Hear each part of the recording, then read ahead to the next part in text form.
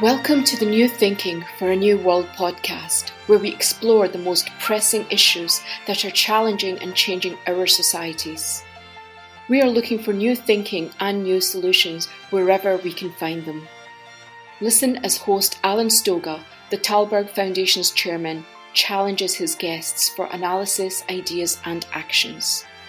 Together, we can help make our world at least a bit better. Last week, we witnessed the extraordinary sight of the Wagner Group in Russia literally marching on Moscow, allegedly not to replace Putin, but to replace somebody. Over time, we'll know a lot more about what happened. But for now, we turn to Yevgenia Albats, distinguished journalist in residence at New York University's Jordan Center, an expert on Russia, on Russian politics, on the KGB, on how the country actually works. At the moment, unfortunately, not in Russia, where she'd much rather be, and where she has been a distinguished and eminent reporter, author, journalist for years. But it's our gain and Russia's loss. Yevgenia, let's start by trying to lay out a bit of the context. We've all suddenly discovered General Prigozhin. Who is General Prigozhin? In fact, he's not general. He's Mr. Prigozhin. He's cook. He's a cook. And his nickname was Putin's cook. He was the guy who in 1981 was accused of armed robbery, several armed robberies, and he was convicted to 9 years in jail. These years were his universities, so he didn't have any other education.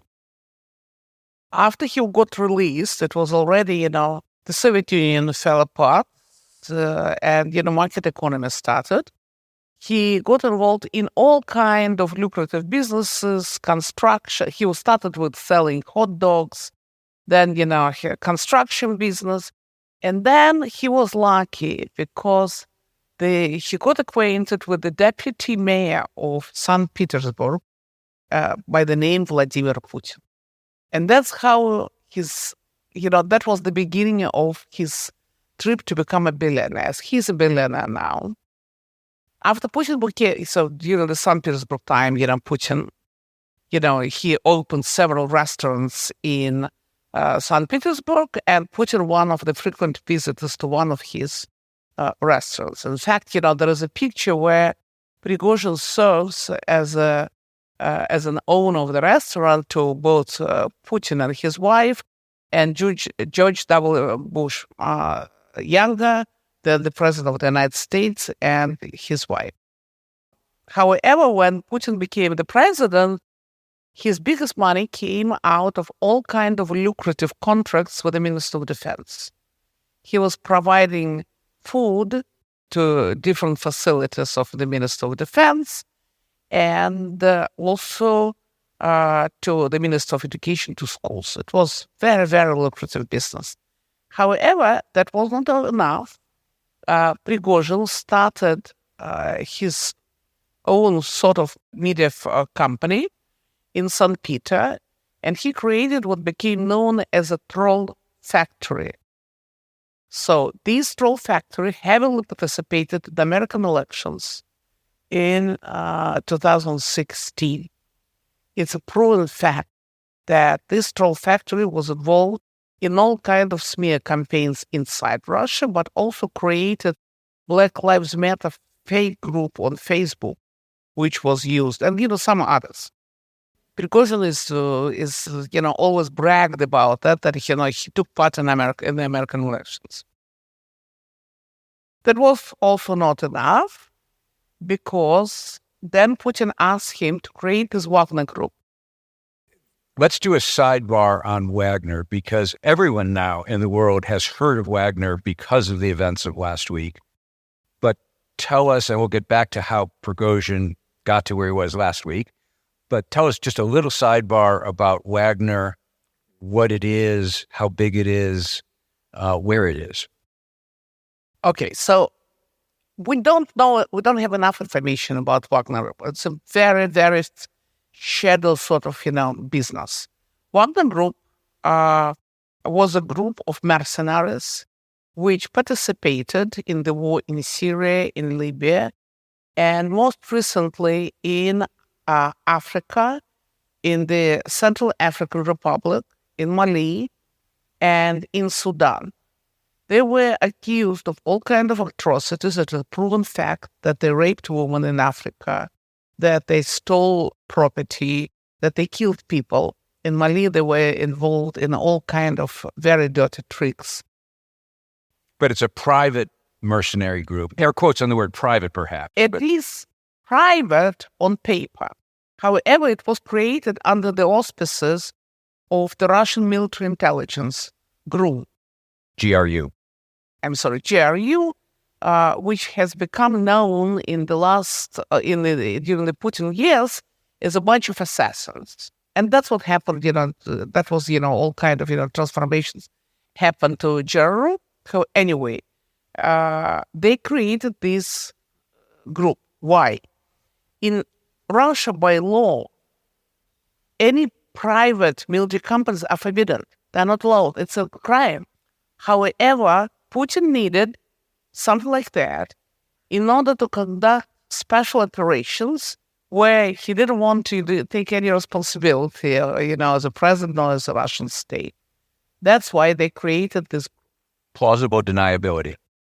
So that's what the Wagner Group is. Let's go back then. Prigozhin established it, obviously with support from the president and with resources from the president. He was for the resources, but he also, it looks like he invested some of his money as well. We don't know, it's such a murky business. Of course. So when the situation in Ukraine became dire, at the front lines, Prigozhin brought Wagner all the way from Central African Republic to Ukraine. And they started fighting, in the eastern part of Ukraine.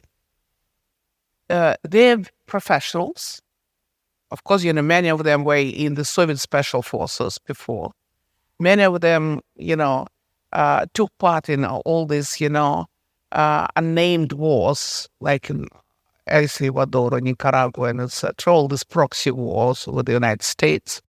However, because a lot of Wagner soldiers died, at the front, so Prigozhin received the permission from Putin to go to Russian prisons and recruit convicts in exchange for the pardon. By Russian law, only Putin himself, president of the country, can pardon a convict. So what happened?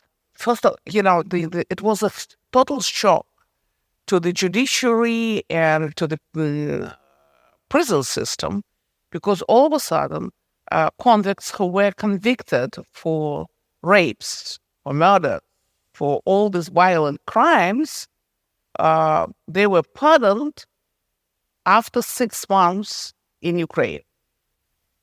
Prigozhin was coming to the prison. He was recruiting these guys. He promised them, you fight for 6 months. If you survive, then we'll pay you money and you're getting pardoned. And that's exactly what was happening. So the latest incarnation of Wagner Group was there are some old commanders, some very professional military guys and intelligence guys. Utkin himself, the commander of Wagner, he's a professional military intelligence with a history of participation in all kind of wars. But so the latest incarnation of Wagner Group was thousands and thousands of convicts. There were already, were cases when these people, were returning back from Ukraine and committed awful crimes, killed somebody, robbed somebody, and etc.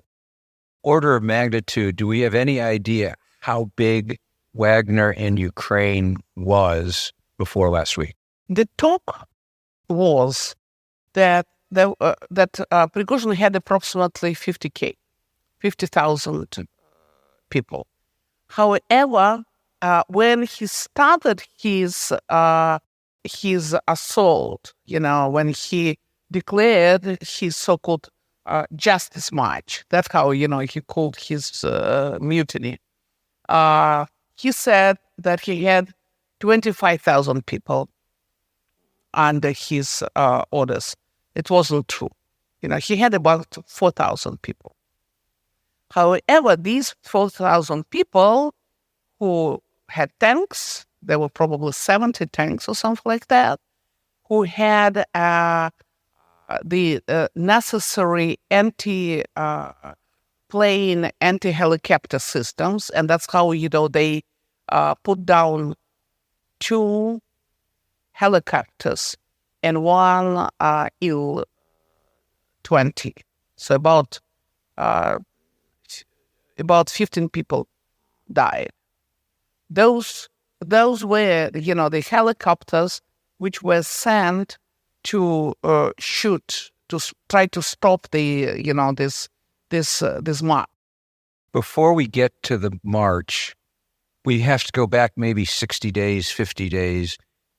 I don't remember precisely, but I do remember that Prigozhin suddenly is very vocal in his criticism of the defense minister, of the military commander, of the war as it's being executed. He's certainly not against the war. He's against the war as it's being executed. At one point, he threatened to pull Wagner out of the Ukraine because he didn't like how, A, they were being battered, and B, how they were being led, the rest of the military. So something happened in the relationship, one would imagine, between Putin and Prigozhin, either before he became publicly vocal or certainly after he became publicly vocal. You're absolutely right. So there were 2 stages. First stage, so Prigozhin and his Wagner were fighting for the city of Bakhmut in the eastern Ukraine. And there is shortage of ammunition, shells, and of everything. But also, Prigozhin didn't like the way, this whole, fight was designed. So he went against generals who were in charge of this Eastern Front. And he started publicly criticize them. Generals who were down there, for instance, General Lapin, that doesn't tell you anything, but, one of these Russian generals. And it turned out that Putin was listening to him. And it became obvious that Putin was using Prigozhin as some sort of a balance against military, who became very important with the start of the war. Of course, it always happens like that. That, if you're conducting a war, especially a war of aggression, that, military becomes very important and dangerous to a dictator. Dictators tend to be afraid of military guys, especially when, they receive these anonymous resources. So Putin, at some point, even changed a couple of generals. And the head of of this united front in Ukraine, following Prigozhin's advisors. He did it. He dismissed, the one, and, he appointed General Surovikin,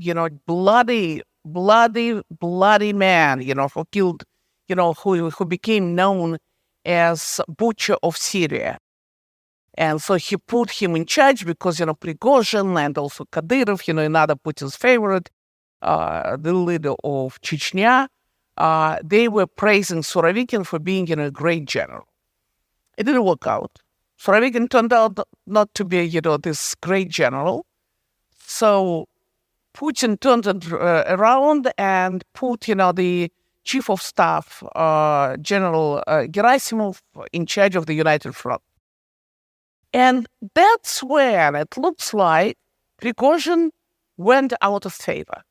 Prigozhin doesn't recognize any other authority but Putin himself.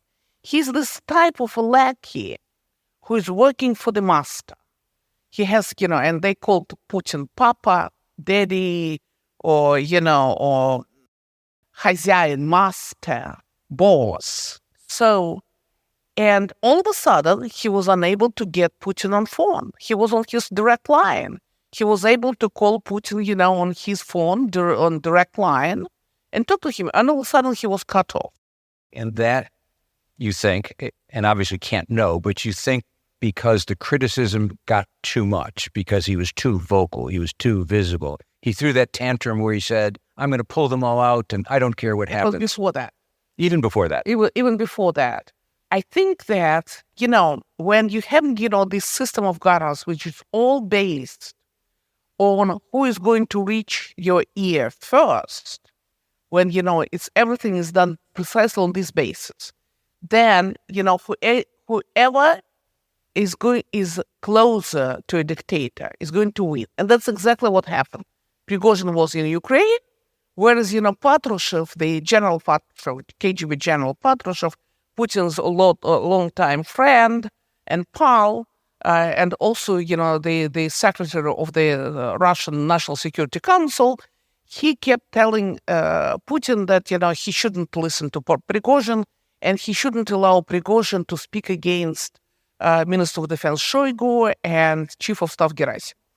They were saying obvious things, as far as I know. They were saying also, in the state of war, we cannot, army is based on hierarchy. You cannot allow, some, thug basically to tell all this dirty stuff about Minister of Defense. And that's exactly what Prigozhin was doing. If you feel that the world lacks global leaders, please help support the Talberg Foundation programs.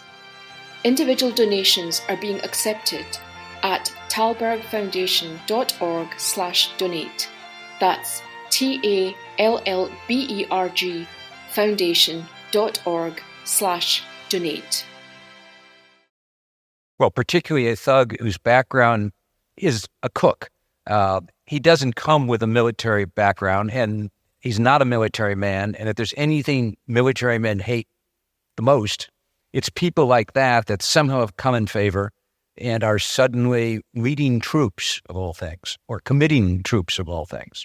So it's a natural competition. At some point, the balance of power shifts at the court, the emperor's court, and Prigozhin is cut off. The next thing we hear is that he's leading literally a march on Moscow. How do you go from being the president's lackey, albeit cut off lackey, to attempting a coup? Was it an attempted coup? In the Russian Byzantine tradition, a good servant never goes public.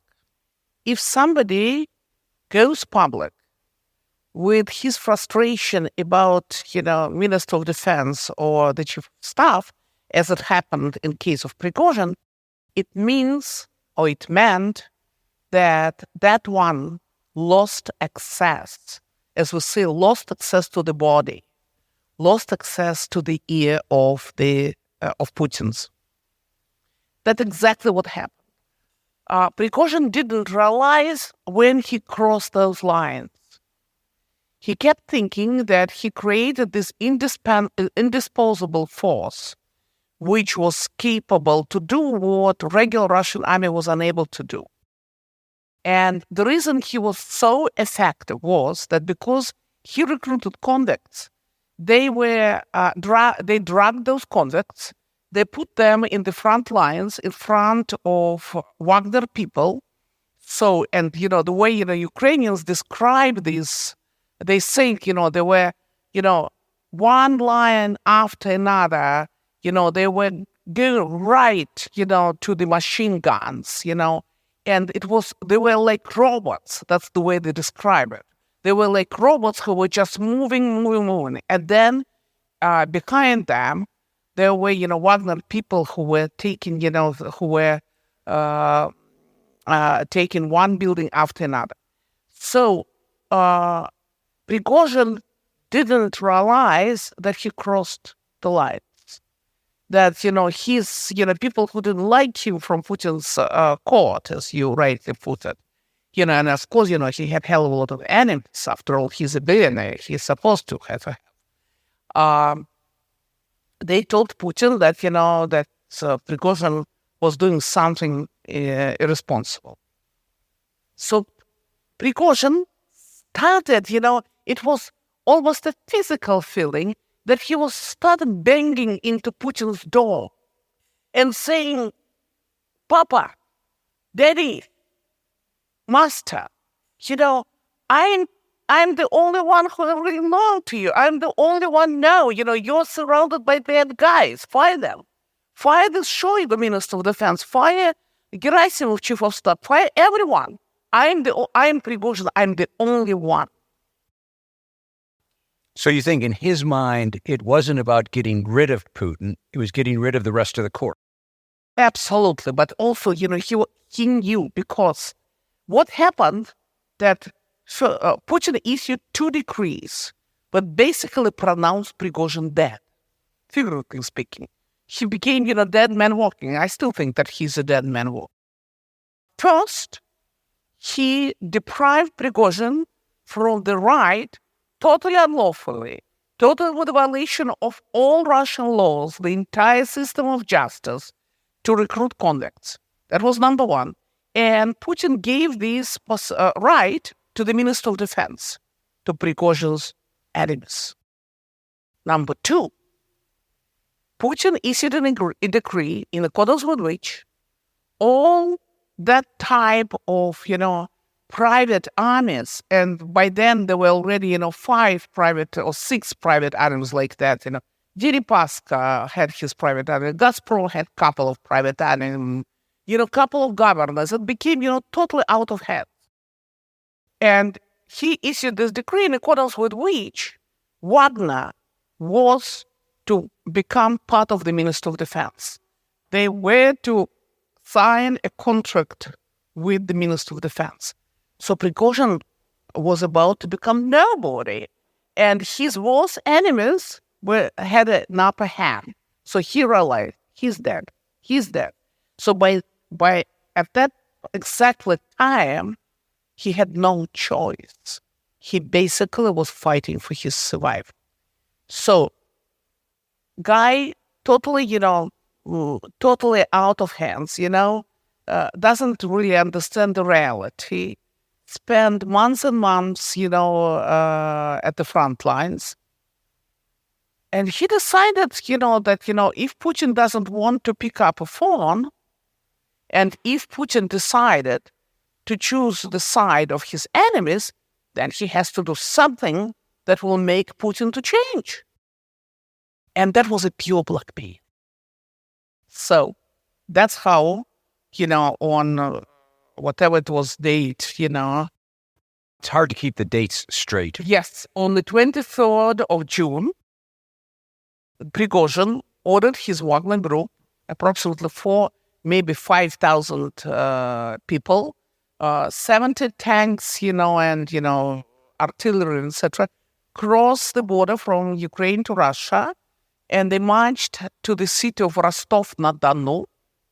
That's the city, it's a southern city where the headquarters of the Southern Military District, and they took it over. Why didn't the Russians fight? Were they just surprised? Did they have no orders? Was it the same kind of confusion we've seen in the Ukraine? The chain of command just doesn't seem to work very well. Rostov-na-Donu is a special city for Wagners. Why? Because a lot of them, they moved their families from other cities of the Russian Federation to Rostov-na-Donu. Why? Because it's southern border of Russia with Ukraine, and it was much closer to the front lines. So it was approximately 120 kilometers from the front lines, 80 miles, right? So they moved their families there, and so they were their families, their relatives, their friends, and etc. So that's number one.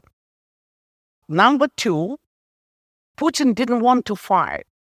He didn't want to have a fighting on the streets of the Russian cities between one part of the Russian army with another sort of part of the Russian army. So he sent the deputy head of the military intelligence group and the deputy head of the Minister of Defense to negotiate with Prigozhin. And they started negotiation. And obviously there was a trade because, Prigozhin was bargaining. He was bargaining for his life.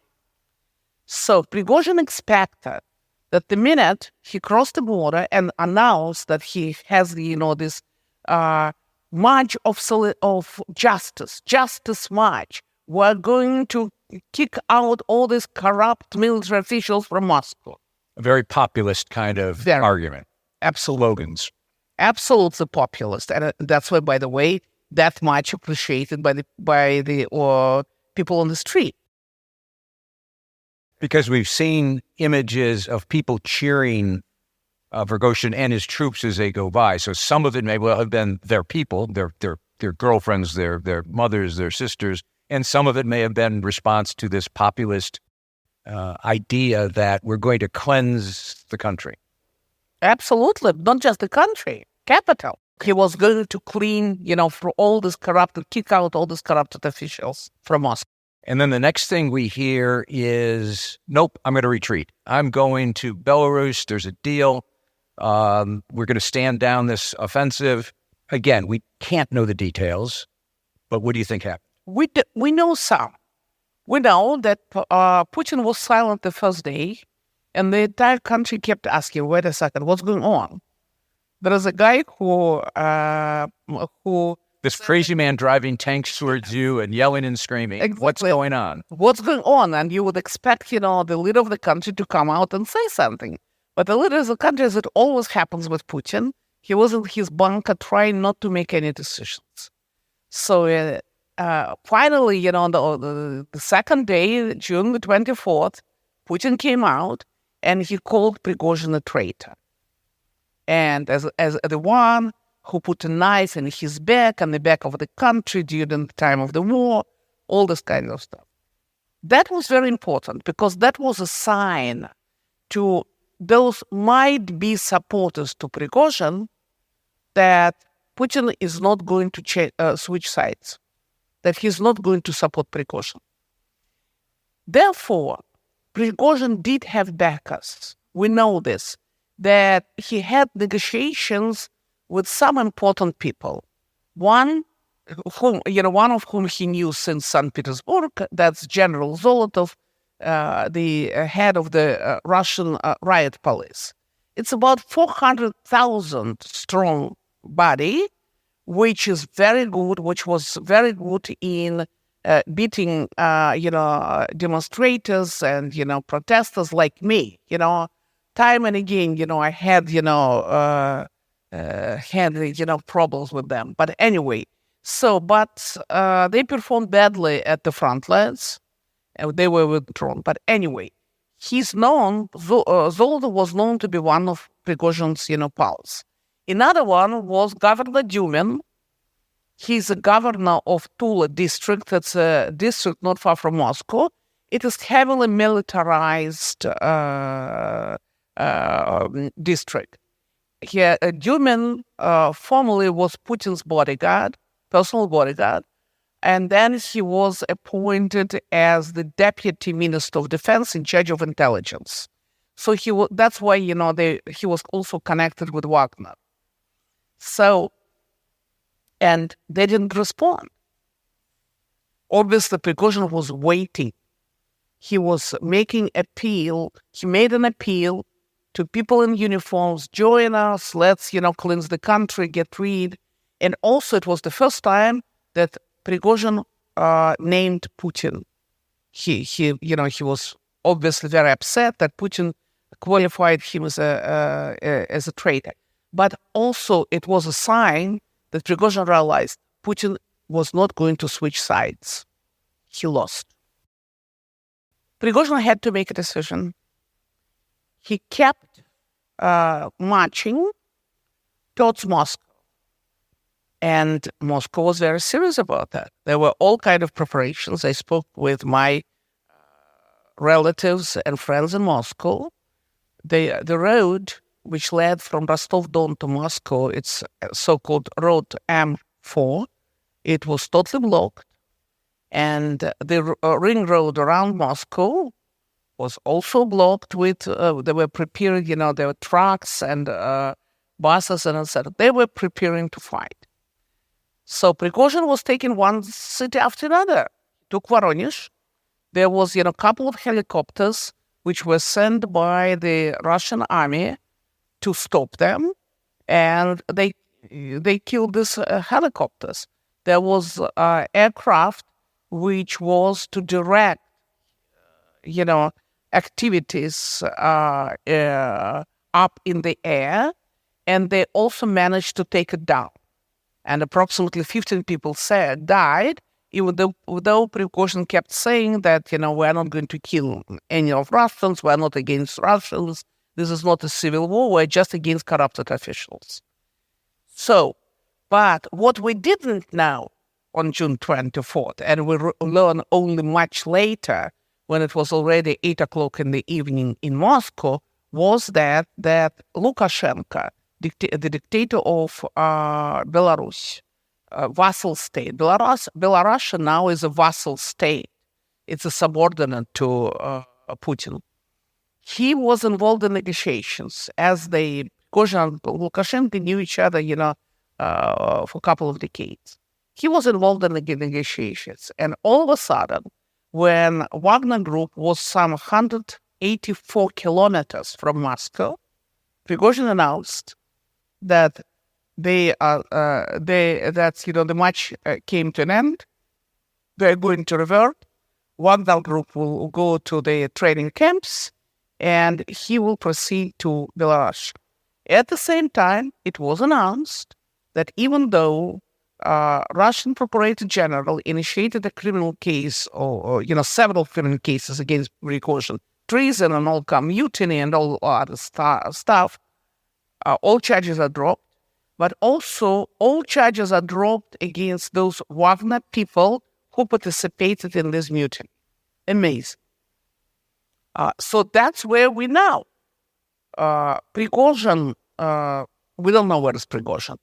At the same time, what's also very important to say, that Russian secret police, FSB, conducted a search of Prigozhin's office in St. Petersburg. They found 4 billion rubles in cash. Which is something like $50 million. Exactly. They found a lot of white powder, which likely It's probably not talcum powder. It's probably cocaine. A lot of cocaine. They found gold. A lot of, what's the English for that, Bullion. Gold bullion. Okay. So they found a lot of stuff in his office. And of course, Prigozhin, who was basically the master of St. Peter, the one who was known to have direct access to Putin, he never expected that anyone was going to search his office. But they did. They also found several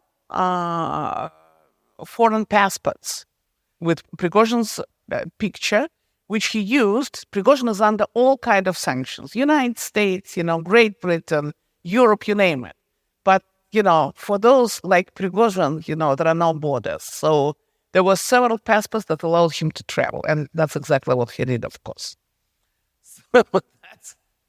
So we're at the point now where the mutiny is over, by all appearances. Putin's regime survived, by all appearances. Who knows what happens next and when it happens? So let's not speculate on what happens next. Let's fast forward in a very simple question. What do you imagine the consequences of this will be? Not today or tomorrow, but sort of the meaningful longer-term consequences of an attempted mutiny, of a break in the court, and at least for the time being, the disappearance of Prigozhin. First of all, I don't think that the story is over. I think it's intermission. Please get popcorn. We're going to have a little moment, mini-series. So we don't know the finale yet. I do think that Prigozhin is a dead man walking. However, those 2 days of this attempted mutiny or real mutiny showed that first of all, total failure of the Russian intelligence. American intelligence knew about that Prigozhin was was conducting some preparations for this, assault on Moscow at least 3 days before. Some American newspapers claim that in mid-June they already knew. Intelligence already knew that Prigozhin was doing something like that. So basically, of course, they taped. Russian intelligence failed to get this information. Failed again. Russian intelligence has had a bad couple years. Yes. So that's number one.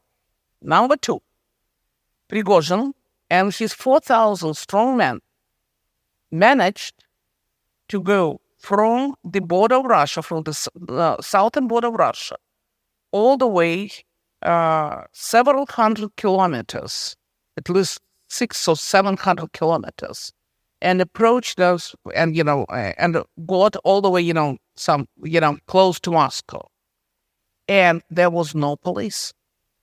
There was just none. No police, no riot police, no special forces, no. FSB has several, military groups, divisions. Nothing.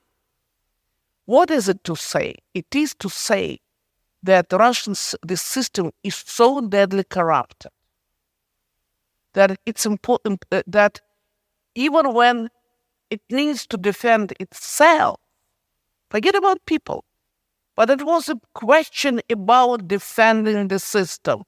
It's also failed. And that became open to everyone. There is a crack in the very top nomenclature of the Russian power, or you would say elites. I don't call them elites. Of this nomenclature at the very top. There is a crack, obviously. People were sitting, there's a saying in Russia, сидеть на заборе и ждать, чья возьмет. To sit on the fences and wait who is going to win. Neither Prime Minister Mishustin made a statement, nor Mayor of Moscow, Mr. Sobyanin, made a statement. None of these top nomenclature guys, none of them made any statement in defense or whatever. My last question then, is this the beginning of the end of Vladimir Putin? Absolutely. No question asked. That's the beginning of the end. It's the question whether it's a question of weeks or months, we yet to know. But for sure, that's the beginning of the end. Yevgenia Albats, thank you. Thank you for that forecast, but also thank you for this conversation. Thank you. Thank you for joining us. Please rate our show on Apple Podcast and subscribe. Meanwhile, you can find us on Facebook, Twitter, and Instagram. Or you can subscribe to our newsletter at talbergfoundation.org to learn more about our work. That's TALLBERG foundation.org. Thank you, and we'll be back again next week for another episode of Talberg's New Thinking for a New World. This podcast was brought to you through the generous support of SNF, the Stavros Niarchos Foundation.